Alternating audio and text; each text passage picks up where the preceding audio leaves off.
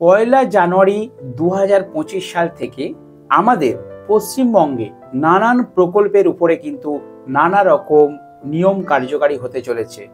বার্ধক্য ভাতা থেকে শুরু করে প্রতিবন্ধী ভাতা, বিধবা ভাতা, লক্ষ্মীর ভাণ্ডার, কৃষক বন্ধু, এমনকি গ্যাস সিলিন্ডার, রেশন কার্ড, প্রত্যেকটি বিষয়ের উপরে নানা রকম নির্দেশাবলী কিন্তু জারি হতে চলেছে। তো যে সমস্ত বন্ধুরা আজকে আমার ভিডিওটি দেখছেন তারা কিন্তু সব বিষয়গুলি আমি একে একে তুলে ধরবো, আপনারা জানতে পারবেন। তার জন্য ভিডিওটা সম্পূর্ণ ওয়াচ করুন, আর যারা চ্যানেলে নতুন অবশ্যই চ্যানেলটিকে সাবস্ক্রাইব করে রাখুন। তো বন্ধুরা চলুন শুরুতে আমি কৃষকদের জন্য একটা খুশির খবর দিই। দেখুন প্রতিবেদনে কি বলা হচ্ছে, আমাদের দেশ কৃষিপ্রধান দেশ, আর সেই জন্যই 1 জানুয়ারি 2025 থেকে কৃষকরা কোনো গ্যারান্টি ছাড়াই 2 লক্ষ টাকা পর্যন্ত ঋণের যোগ্য হবেন। আগের 1.6 লক্ষ টাকার সীমা থেকে বৃদ্ধি করা হয়েছে, অর্থাৎ আগে 1.6 লক্ষ মানে 1,60,000 টাকা কৃষকরা ঋণ পেতেন কোনো গ্যারান্টি ছাড়া, আর এখন কিন্তু গ্যারান্টি ছাড়াই সেই সীমা বাড়িয়ে 2 লক্ষ করা হয়েছে। আমি আস্তে আস্তে বার্ধক্য ভাতা, বিধবা ভাতা, প্রতিবন্ধী ভাতা, লক্ষ্মীর ভাণ্ডারে কিছু আপডেট দেবো, এবং সেটা ভিডিও শেষে নবান্ন থেকে যে 16 দফার নির্দেশিকা জারি করা হয়েছে এই জানুয়ারি মাস থেকে, যেগুলো অ্যাক্টিভিটি হতে চলেছে সেগুলো আমার মনে হয় আপনাদের জানা দরকার, সেগুলো আমি ভিডিও শেষে দিচ্ছি। তো চলুন এরপর আপনাদের সামনে তুলে ধরবো যে গ্যাস সিলিন্ডার এবং রেশন কার্ডে কি পরিবর্তন হতে চলেছে। দেখুন, প্রকল্পের নাম রেশন কার্ড। রেশন কার্ড সম্পর্কিত নতুন নিয়ম। 1 নম্বরে KYC বাধ্যতামূলক। সমস্ত রেশন কার্ডধারীদের তাদের KYC সম্পন্ন করতে হবে। KYC করার শেষ তারিখ 31 ডিসেম্বর 2024। KYC না করালে রেশন কার্ড বাতিল হতে পারে। ভালো করে পয়েন্টটা লক্ষ্য রাখুন। KYC মাস্ট দরকার, যেটাকে লিঙ্ক বলা হচ্ছে। KYC যদি না থাকে, 2024 সালের 31 ডিসেম্বর লাস্ট ডেট চলে গেছে। আপনাদের যদি KYC করা না থাকে, জানুয়ারি মাস থেকে 1 জানুয়ারি থেকে আপনাদের রেশন কার্ড কিন্তু বাতিল হতে চলেছে। 2 নম্বর, আয়ের সীমায় পরিবর্তন। শহরাঞ্চলে বার্ষিক আয় সীমা 3 লাখ টাকা করা হয়েছে, গ্রামাঞ্চলে 2 লাখ টাকা করা হয়েছে। সম্পত্তির সীমা 100 বর্গমিটার। শহরাঞ্চলে 100 বর্গমিটারের চেয়ে বড় ফ্ল্যাট বা বাড়ির মালিকরা অযোগ্য, আর গ্রামাঞ্চলে 100 বর্গমিটারের চেয়ে বড় জমির মালিকরা অযোগ্য। আশা করি আপনারা বুঝতে পেরেছেন। এর সাথে গ্যাস সিলিন্ডারের ব্যাপারটা আপনাদেরকে বলিয়ে দিই। গ্যাস সিলিন্ডার বিতরণ ব্যবস্থাতেও কিছু গুরুত্বপূর্ণ পরিবর্তন আনা হয়েছে। প্রতি পরিবার বছরে শুধুমাত্র 6 থেকে 8টা সিলিন্ডার ভর্তুকিযুক্ত পাবেন, বাকি সিলিন্ডারগুলো বাজার দরে তাদেরকে কিনতে হবে। অর্থাৎ 6 থেকে 8টি সিলিন্ডার ভর্তুকিযুক্ত দামে পাবেন আপনারা, এবং বাকি সিলিন্ডারগুলো বাজার থেকে কিনতে হবে। আশা করি আপনারা বুঝতে পেরেছেন। তো রেশন কার্ড এবং গ্যাস সিলিন্ডার নিয়ে কড়া নির্দেশ কিন্তু জানুয়ারি মাস থেকে চালু হয়েছে। এরপর আপনাদেরকে আমি শেয়ার করব যে বার্ধক্য ভাতা, প্রতিবন্ধী ভাতা এবং বিধবা ভাতায় কি কি নির্দেশ রয়েছে। তো জানুয়ারি মাস থেকে 2025 সালের কড়া নির্দেশ কিন্তু চালু হয়ে গেছে। আসুন আমরা আলোচনা করে নিই নবান্ন থেকে যেই 16টি নির্দেশিকা জারি করা হয়েছে। নবান্নের 16 দফা নির্দেশিকা। নবান্ন সূত্রে খবর, লক্ষ্মীর ভাণ্ডার, কন্যাশ্রী, রূপশ্রী, যুবশ্রী সহ রাজ্যের যেসব দপ্তর বিভিন্ন প্রকল্পের টাকা সরাসরি উপভোক্তাদের ব্যাংক অ্যাকাউন্টে টাকা দেয় তাদের জন্যই জারি করা হয়েছে 16 দফা নির্দেশিকা। নতুন নির্দেশিকায় বলা হয়েছে, উপভোক্তার ব্যাংক অ্যাকাউন্টে টাকা পাঠানোর আগে 2 বার করে ব্যাংকের অ্যাকাউন্ট নম্বর সহ যাবতীয় তথ্য ভালো করে যাচাই করে নিতে হবে। অর্থাৎ ভালো করে যদি অ্যাকাউন্টের ডিটেলস না চেক করে নেওয়া হয়, টাকা পাঠাতে কিন্তু খুব অসুবিধা হবে। আপনাদেরকে কি করতে হবে সেটার জন্য আপনাদেরকে কিন্তু সঠিক ব্যাংক অ্যাকাউন্ট নম্বর দিতে হবে। অনেকেই কিন্তু বিভিন্ন নতুন যারা প্রকল্প শুরু করতে যাচ্ছেন, অর্থাৎ লক্ষ্মী ভাণ্ডার বলুন, বার্ধক্য ভাতা বলুন, বা যুবশ্রী রূপশ্রী বলুন, আপনারা কিন্তু জয়েন্ট অ্যাকাউন্ট দিয়ে দিচ্ছেন। সেখানে হয় 1 নম্বরে, আবার কারো কারো অ্যাকাউন্ট হোল্ডারের নাম 2 নম্বরে থাকছে। তো সেই অ্যাকাউন্ট কিন্তু দেবেন না, কারণ কড়া নির্দেশ আছে, প্রত্যেকটা অ্যাকাউন্ট ভালো করে চেক করা হচ্ছে। কারণ কি, এর আগে ট্যাবের টাকা দিয়েছিল, সেই টাকা কিন্তু সঠিক ব্যক্তির কাছে না পৌঁছে অন্য লোকের অ্যাকাউন্টে কিন্তু ট্রান্সফার হয়ে গিয়েছিল। সেই জন্য যারা ডিবিটির মাধ্যমে যে সমস্ত সরকারি আধিকারিকরা টাকা পাঠায়, তাদেরকে কিন্তু কড়া নির্দেশ দেওয়া আছে যে অ্যাকাউন্ট নম্বরটা 2 বার যাচাই করে তারপরেই কিন্তু টাকা পাঠানো হবে। তো চলুন আপনাদের উপরে যে নির্দেশিকাগুলো রয়েছে সেই নির্দেশগুলো আমি আরেকবার পর্যায়ক্রমে আলোচনা করে দিচ্ছি। 1 নম্বর কি বলা হচ্ছে, দেখুন লেখা আছে, সরাসরি টাকা পাঠানোর 16 নির্দেশ নবান্নের।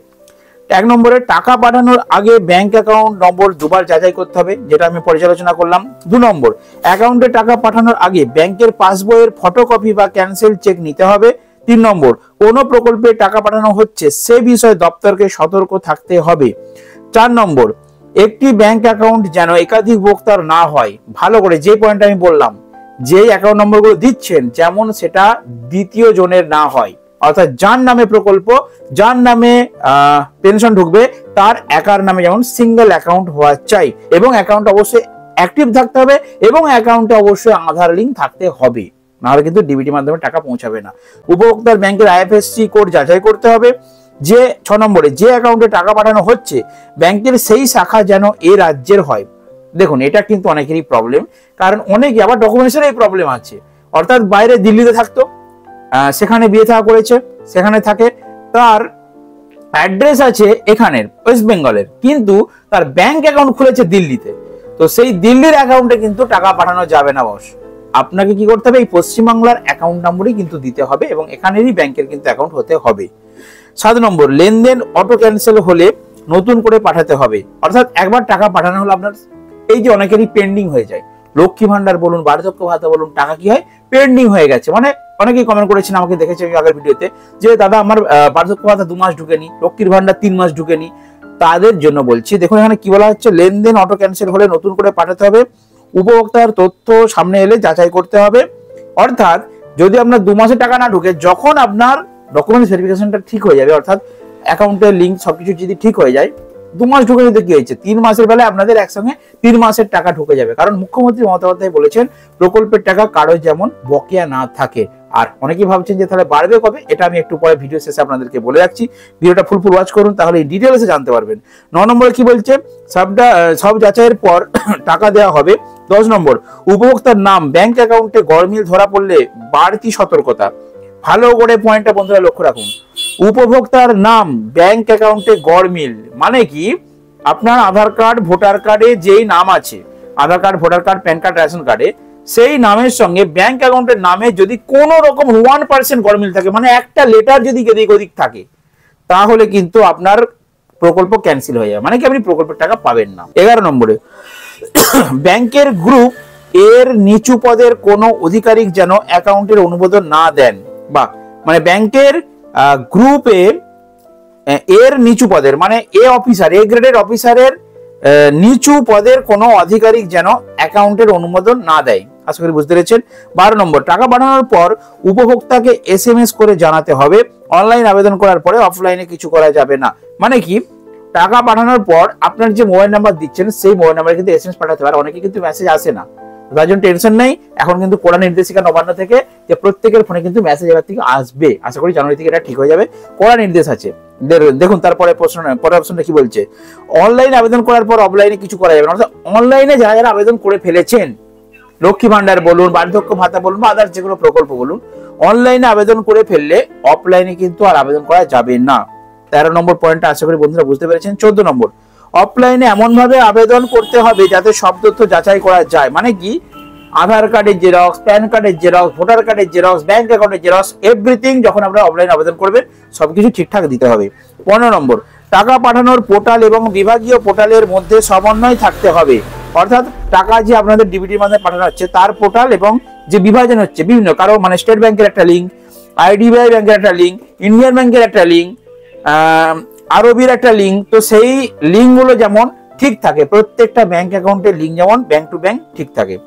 16 নম্বর কি বলছে, যেসব দপ্তর টাকা পাঠায় তাদের মাসিক অথবা ত্রৈমাসিক পর্যালোচনার ট্রিটমেন্ট পাঠাতে, মানে পর্যালোচনার রিপোর্ট পাঠাতে হবে।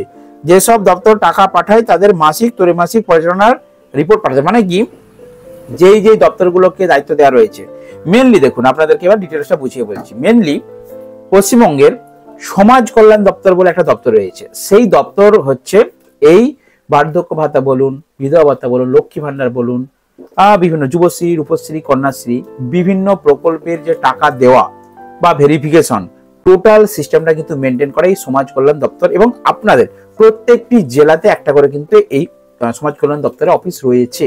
ডাইরেক্টলি সমাজ কল্যাণ দপ্তরে গেলে কিন্তু সব থেকে ভালো কাজ হয়, কিন্তু আপনারা অনেকেই সমাজ কল্যাণ দপ্তর খুঁজে পান না, তাহলে কি করবেন, আপনার নিকটবর্তী কোনো বিডিও অফিসে যাবেন, নিকটবর্তী কোনো আপনাদের পঞ্চায়েত অফিসে যাবেন, মানে ফার্স্ট পঞ্চায়েত অফিসে যাবেন, সুরাহা না হলে বিডিও অফিসে যাবেন, না হলে তখন সমাজ কল্যাণ দপ্তর, তো তারাই আপনাদেরকে হেল্প করবে। তার মানে কি, অনেকেই ডকুমেন্টস জমা দিয়েছে, সব ঠিকঠাক আছে, তাদের অনলাইনে স্ট্যাটাস অ্যাক্টিভ দেখাচ্ছে কিন্তু টাকা ঢোকেনি, তাহলে তারা কি করবেন? এই সমস্যাটা 90% মানুষেরই আছে। তো তাদের জন্য বলছি ওয়েট করুন, ওয়েট করা ছাড়া আপনাদের উপায় নেই। কারণ দুয়ারে সরকার ক্যাম্প হওয়ার কথা ছিল এই ডিসেম্বরে, আজকে ডিসেম্বর মাসের কত তারিখ? 16, প্রায় 16 তারিখ হয়ে গেল, এখনো পর্যন্ত নবান্ন নিউজে আপনারা দেখতে পাচ্ছেন আমি 16টা বার্তার খবরটা আপনাদের কাবড়ে দিয়ে দিলাম, কিন্তু এখনো পর্যন্ত দুয়ারে সরকার ক্যাম্পের আপডেটটা আসেনি। তার মানে কি আমি প্রতিদিন নজর রেখেছি, আর পেয়ে গেলে আপনাদেরকে ভিডিও বানিয়ে শেয়ার করবো। তার জন্য আমার এই ছোট চ্যানেলটিকে কষ্ট করে একটু সাবস্ক্রাইব করে রাখুন, কারণ এই চ্যানেলে আমি রাজ্য সরকার এবং কেন্দ্র সরকার বিভিন্ন আপডেট খবর শেয়ার করতে থাকি। তো চলুন বন্ধুরা, আজকে ছোট ভিডিও শেষ করলাম। আর টাকা বাড়ার যেটা বলছিলাম, পয়েন্টটা ভুলে গেছিলাম, টাকা আপনাদের বাড়বে। লক্ষ্মী ভান্ডার হোক, বিধবা ভাতা হোক, প্রতিবন্ধী ভাতা হোক, বার্ধক্য ভাতা হোক, প্রত্যেকটা প্রকল্পের টাকা বাড়বে। টাকা বাড়া নিয়ে আমি নেক্সট একটা ভিডিও আপডেট আপনাদের জন্য নিয়ে চলে এসেছি ধামাকাদার। অবশ্যই ভিডিওটা ফুল ওয়াচ করবেন।